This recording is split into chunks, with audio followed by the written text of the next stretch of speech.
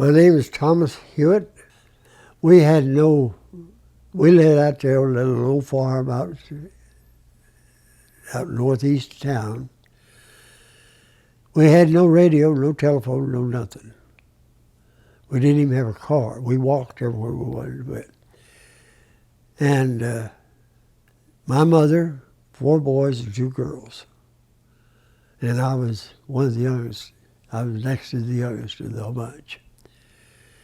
And my mother had no education. She didn't know how to read and write and nothing.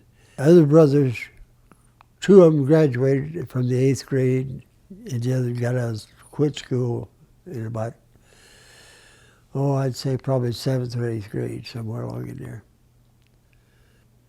I had Ralph, Jim, and myself was in the Army. The other one stayed home, and he helped feed the family. He went to work on the WPA and worked on the WPA. They had headquarters at the old armory building downtown on Santa Fe. And he had been working for the junkyard, and they decided they needed a truck to haul the workers out to the road gangs and so forth. So he worked out a deal with the junkyard, and they bought an old 1932 Chevrolet and built a truck box on it, and he hauled the workers out, went to work, worked all day, and then drove them, hauled them back to the point back here. Now, the only thing I remember about my dad, he died when I was 4. The only thing I knew, I never had a picture of him, never knew who he was or nothing else. But when they lowered the casket down in the ground, that's the only thing I remember about my dad. Never saw a picture of him. He died when he was either 45 or 47. They don't remember what it was. Like I say, my mother could not read or write, and she had no job or nothing, just worked on the farm. Our farm wasn't very big. It was only 30 acres to start with. So we was kind of known as the poor boy. And we walked from out there on North Street to school every day, rain, shine, whatever. My 2 sisters and me, my oldest brothers were gone most of the time. They went to work on the CCCs, my 2 brothers, Civilian Conservation Corps. That was during World War II. That was where they went out and replanted trees and done work on the landscape and stuff like that all over the United States. They was just one. They had a bunch here, they had a bunch over here, and a bunch over there, and they would go different places. Like one time there was a big fire up in Oregon where they set the Kansas group up there to plant trees, and my 2 brothers were with that group to go up there and plant trees. Tom is what I was born with. That was what I was. The doctor and my mother called me Tom, but when I entered the service, they said I couldn't have that. That was a surname. My name is Thomas Huiett, Huiett. 43rd Infantry Division, 172nd Regiment, 4th Squad, 1st rank. Turned out as a 30 caliber light machine gunner. I was expert rifle, expert pistol, expert carbine, expert machine gun, heavy and light. So when I went into service into the combat area, I was handed a 30 caliber light machine gun and said, "This is what you will carry." And I was a light machine gunner until I was pulled out after I was wounded a 3rd time. Now, I had 13 weeks of basic training, they called it, in Anniston, Alabama. And every third week we went to the gun range with a different weapon, and we had to be classified, whether you was just ordinary, regular, super, or expert. And I happened to be one, kind of a little old farm boy that killed birds with slingshots and everything, and that way I hit the center mark of the target every time, so they called me an expert. And being I was an expert on a machine gun, they needed a machine gunner at worse in combat at the time than they did a rifleman. See, I always, when we're on a patrol, I always carried the whole thing. The tripod and all. It's pretty heavy, but that's the way I carried it. It'd just go like this, you know. It'd chatter your teeth pretty good. You just had one handle and you felt it like this to start it, and then you just grab both hands on that handle. When you feed it, ammo is on the belt, see, ammunition's on the belt. You put it in there, slap the lid down and kick it so that the first shell goes in. And then you pull the trigger and then it just feeds automatically. When we would pull into combat area, we would set up, and I was the man that was front man, because they generally came to us like in a squad of men, and they would come to us in a group. And if I was there with my machine gun, I could sweep this way, see?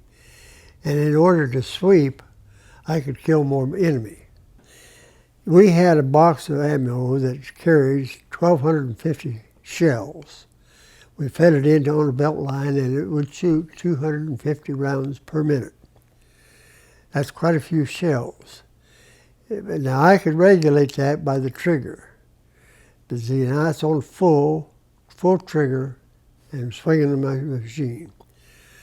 And there were several times that I don't know how many boxes that I had burned up, but I burned up at least 2 barrels that I know of.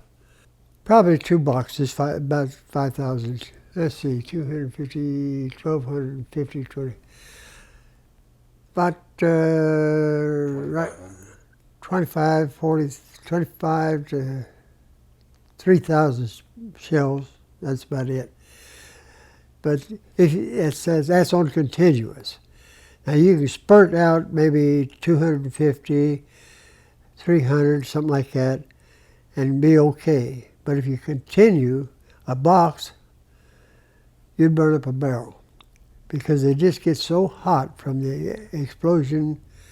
With the ammunition is getting so hot that the barrel would go like this. When we first boarded the ship to go from United States was in New York, December the 20th, and the ice was floating on the waters in New York Bay on December the 20th, 1943, and we boarded the ship, got our bunks. We just got settled down. They said, abandon ship. So we abandoned ship, got out on the dock, in formation, marched down to Fort Hamilton.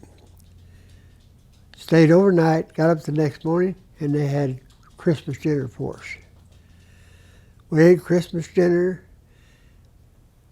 got back on the dock, got back to the ship, went right back where we were before on the ship.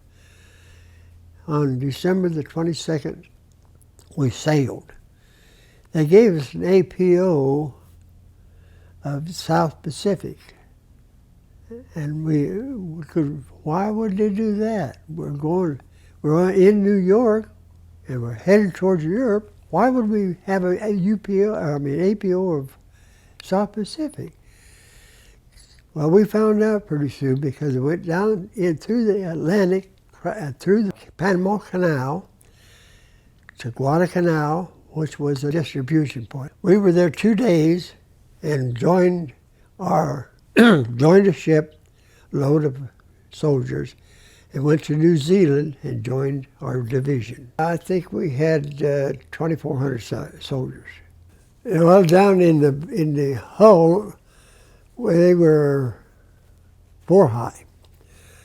Bunks were 4 high, and we were loaded pretty heavy. And we went to the distribution point, or what they called replacement center in Guadalcanal. Like I say, we were there for 2 days, and each unit was assigned at Guadalcanal. I mean, we were assigned to this unit, they were assigned to that unit, and to just sort it out, you might say. So many there, so many there. And we didn't know where we were going or anything else. But they finally, as we got started out, they told us what division we were joining, 42nd Division. And then as we got to New Zealand, they sorted us out again and put so many men in this platoon, so many men in this platoon, and so forth, and assigned us to what we were, whether we were scouts, riflemen, machine gunners, mortarmen, or what. And that's what we went by, and that's what we were assigned to. We were in New Zealand for right close to 4 months. And then we went from there to the island of New Guinea, Atape, New Guinea. And what we were there for was to flush out the Japanese that were left behind in the holes, in the caves, and so forth like that. And we had to go into the jungle and establish a position in the jungles close to where they had fought a battle. So in case there was something there, what we would we'd go in, we'd take a perimeter and set up to just clean it completely, and build up a little mound and put my machine gun on that mound where I had complete traverse of the area. And we would stay there. Oh, I don't know how many there were of us altogether. There was about 12 of us. And we'd stay there for a month. And then we'd go back to where our unit was. And we'd stay there 2 weeks, and we'd go back. They would bring food in to us. What they would do, they would come in with food. We had a little bunker deal set up there, and we'd eat, have a good, but we had to patrol every day. I would stay on a machine gun with 4 men and guard that area, and they would go out with scout. They'd scout every day, certain areas and so forth and so on, and see if they could find any loose Japanese, which we did several different times. Weather was hot and humid. It averaged probably, I'd say, from about 78 to sometimes over 100. We had to be careful how we dressed. You didn't take a bath all the time we were there, out in the jungle. And because, you know, if you sweat day after day after day with one pair of socks on, and your pants, your shirt, and underwear, you get pretty hot. You get kind of what I called rank. But anyway, and your feet, you get blisters on your feet from walking in wet socks, wet shoes, and the heat just bears down on you because you don't have any shade except the trees, the jungle, and it's humid. And you can take your shoes off and bring water out of your socks. Sweat. And there's no way that you can keep from doing that. And that went on. until we got out of there in a month's time. See, every time we had a deal, we had to break and had to come back and get dried out, you might say, and get some new socks and stuff. Always had our own shoes, so we had to keep our shoes out and let them dry out. But we had a chance to go out and jump into the ocean, because we were right on the ocean bank, shores of the ocean there. And we traveled back into the jungle probably 10 to 12 miles. And we had 12 men on a scout. And we had two divisions of scouts, one going this way and one going that way, see. And we did find a few Japs, not too many, because by the time we got there, that was pretty close to the end of the war, you might say. And what hadn't been captured was hid pretty well, and we kind of dug them out of the caves and so forth like that. We left there in the first part of December, invaded Luzon Island, Philippine Islands, January the 9th, 1945. And that's the invasion of Philippine Islands was the wind-up of the war, you might say, because we got in on the last part of it. But we landed on the beach of Luzon about 9:30 in the morning, something like that, on January the 9th, 1945. We had no opposition whatsoever, none.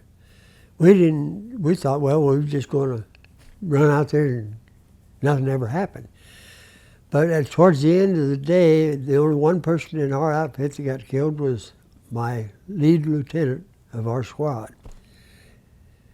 But the next day, they started hitting us. And they killed about, I'd say probably 10 or 12 out of our division there for the first day. And then it slacked off, and as we went along, we'd run into a little opposition here, a little opposition there, and so forth and so on. We got off the beach. We went in on the beach. I'd say probably might have went in at least 10 miles. We went clear into the island as far as Clark's Field. And we had opposition all the way through in different spurts and so forth and so on.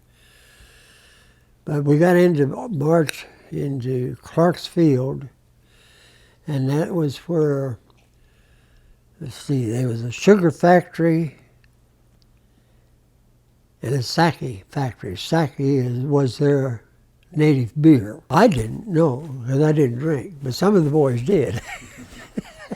I tell you what, it was kind of potent. We had a couple of guys desert us during that time. They stole the company Jeep and a bunch of stuff out of the cook shack, like sugar and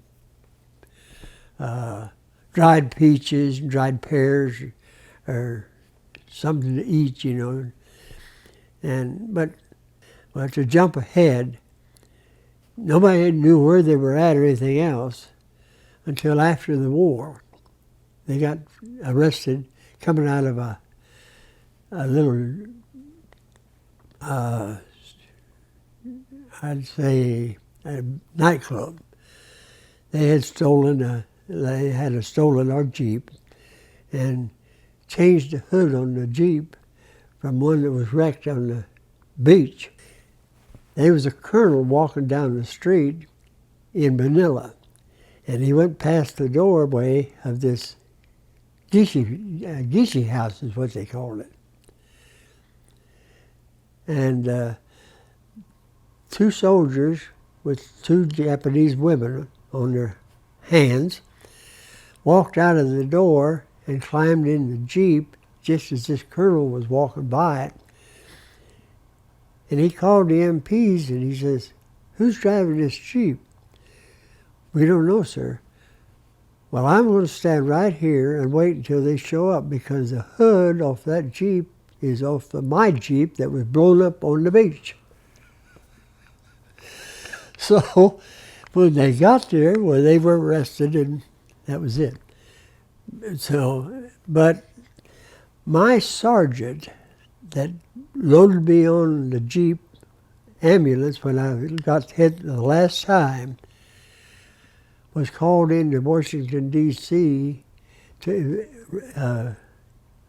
recognize these two boys that stole this Jeep and so forth and so on.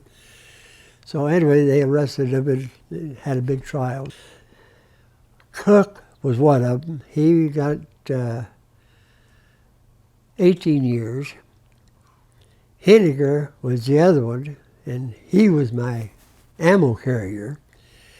And he was a big old tall slim boy from the swamps of Louisiana, and he knew how to get around. And he got 25 years. And that's the end of that story. So we set up a rest area there. This was probably, I'm trying to remember, but it's hard for me to remember much of this stuff. But I think it was about the 5th or 6th day that where we run into this Saki factory. So they set up an outfit rest area there for 2. Then we left there and we started up northeast out of Manila into the hills, mountains they called them, where they had the guns implanted and so forth. And we had this one skirmish, and it was during the late afternoon. We come up on a rise, and there was a dip, and they were congregated in a mass, I'd say probably 40 to 50 feet down in, lower than we were. And we lost quite a few men, but they throwed a mortar shell, a grenade, under my gun. And I was sitting there behind the gun in ready position, and that hit them shells. And that's the only way I knew that it was under my guns. It hit the shells and scattered the shells, and I hollered grenade, turned around and fell over my ammo carrier in the hole that was behind me. And it blowed my gun all to pieces, blowed it up in the air, blowed me back again over him, and just splattered my back and my rear end and my arms, this ear. And the medic come running up there. Of course, the Jap that throws up a grenade got shot, killed. But the medic come running up there, grabbed me, jerked my shirt off, and put that powder stuff that they use. And he said, "You better get over to the tent there and get fixed up." Pardon my language. And I said, "You go to hell." I said, "We're staying in this hole all night. Just bring us some grenades." So they brought us a gunny sack full of grenades. I don't know, probably 18 or 20 grenades in it. So, and we just waited until it got completely dark. And we could hear them down there picking up their dead and the wounded. They had a horse and a cart that they was picking up, throw the wounded on the cart, you know.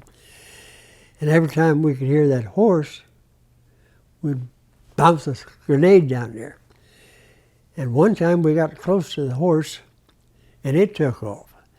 And you could hear him banging and squealing, and the Japanese just hollering and screaming and hollering, trying to get the horse settled down, but trying to keep the dead and wounded off the cart from falling off soon. So anyway, we kept that up all night. The next morning, about 6 o'clock in the morning, just starting the daybreak, why, you couldn't hear him more. but there was a lot of dead still down there. And so we went down through the dead, wounded, and so forth, and probably about 5 miles down the road, they attacked us from the rear. So, of course, I didn't have a gun. I didn't even have a rifle. But I did have my full field pack on. So I jumped in a hole that the Japanese had used, and they threw a grenade and hit me in the back, right in the middle of the full field pack. If I hadn't had the full field pack, they'd killed me. But they blew this ear off my head, sprayed me again on the back, on both arms, with shrapnel. And so anyway, after the skirmish was over, we killed most of the Japs and captured a few of them. And it was just a squad that attacked us. So anyway, when they come over to get me, and I looked up, and all I could see them moving their lips, but I didn't know what they was doing. And they dragged me out of the hole, see, blood out, bleeding all over there. They patched me up again, and one of the guys, he says, "You're going over to the medics." I said, "What'd you say? What'd you say?" But I couldn't hear him. So they took me over to the medical tent, which was about, probably half a mile from us, out of harm's way, you might say. And I was in there for about 8 to 10 days. I don't remember exactly. But every day, I was in there about 2 or 3 days, and a big old buck sergeant was a big old alarm clock in his hand. "Come on, can you hear this? Can you hear this?" And I said, "Nope." Well, about the 10th day, why, he come along, "Yeah, hello. Can you hear this?" And I said, "Yeah, I can hear it now." "Okay, got a new gun for you sitting out here waiting on you." And they're waiting on you. They're about 2 miles up the road. So I went out, got my new gun, took off, up, joined the outfit, and away we went.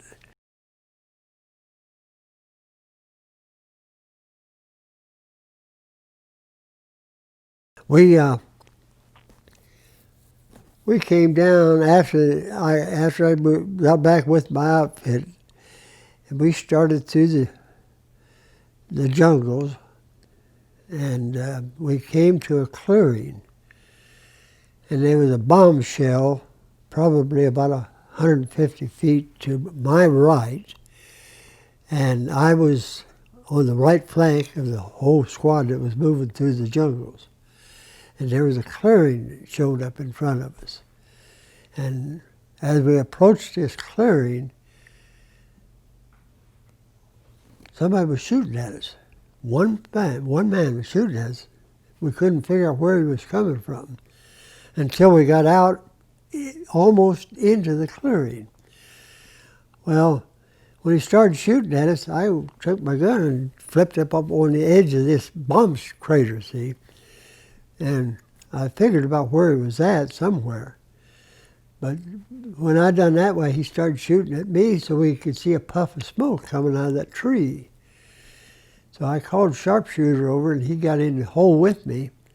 And about that time, I felt my foot jerk like this, and he hit me right in the edge of my foot and knocked the heel off my shoe and skinned my ankle out. And this was about, I'd say 4:30, 5 o'clock in the afternoon. That's the first time we'd had any action to start with there for a while. But anyway, I called a sniper over, and he could see that guy shooting out of that tree, and it was probably about 1,000 feet from us. So he zeroed in him. He says, "Don't worry, Mr. Huiett, I'll get him." And he shot, and we heard somebody scream, and he fell out of the tree. So that's when we walked on out through that clearing, no opposition whatsoever. Got up to where we was supposed to bunk in. We dug in, stayed the night, and at about 6:30, 6:45 the next morning, they lobbed a mortar shell in my hole. And it killed my buddy. It just blowed him all to pieces and blew me out of the hole probably as far as about 40 feet. And I landed on my feet and just ready to fall over. And one of the boys grabbed me, took his gun and strapped it to my leg. If he hadn't strapped it to my leg, it would have fell on the ground. Because it broke all the muscle off the back of my leg, broke this leg here in 3 places, broke my arm in 2 places, and when they sewed me up, 48 stitches down through this elbow. But they turned me around and started loading me on an ambulance, and I passed out. From then on, I don't remember. See, they all kind of separate away from me because I'm front man. I am a machine gunner, and I am the man that they are after first. So the infantrymen kind of stay away from me and around me, and so that they can get the enemy. But I'm this target. He was my ammo man. Opens up the box, puts it in, feeds it in there. I was in Manila, or outside of Manila, the last time I got hit. March. Yeah. They took me out, of course, they loaded me on this Jeep, which was actually their ambulance at that time. And I passed out. I had known nothing about when they took me through that Manila to load me on the ship or nothing, see. But in the meantime, I woke up May the 30th of 1945 in this evacuation hospital in New Guinea in a full cast, complete from my toes down here on this leg. I'm from here up to here. This arm is fastened to my head like this. Well, see, I was like that all the time I was in the hospital there. Well, I guess, I don't know. See, I don't know what happened.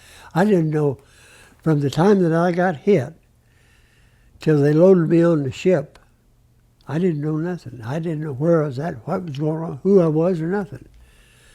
And so it was one of those things, I guess. My mind went blank. From there, I passed out again when they loaded me on the hospital ship. Woke up in Letterman General Hospital in San Francisco overnight. Loaded me on a train the next morning, and I was still on the stretcher. And I asked the nurse, I says, where are we going? She says, you're transferred to Bushnell General Hospital. I said, well, where's it at? Bushnell General Hospital is Brigham City, Utah, which is about 19 miles north of Salt Lake City, the largest amputee and nerve center that the Army owns in the United States. And I looked at her and I says, am I going to lose my leg? She says, I don't know, son. I don't know. And that's all she said. And I don't remember from that time until I landed in the bed in the hospital at Brigham City, Utah. I just kept passing out. And from there, I stayed there until somewhere along in the middle of September sometime, and they let me come home for 10 days. They figured I was well enough to come home. So I came home for 10 days with a crutch, with 2 crutches. When I got back to the hospital, I don't remember, I landed at the Salt Lake City depot, train depot, went back on train. And I staggered out of the depot to the USO, which was across the street, and they thought I was drunk. I just staggered around. I didn't know what was going on, and I passed out. Well, the MPs took me to the hospital back to the hospital at Brigham City.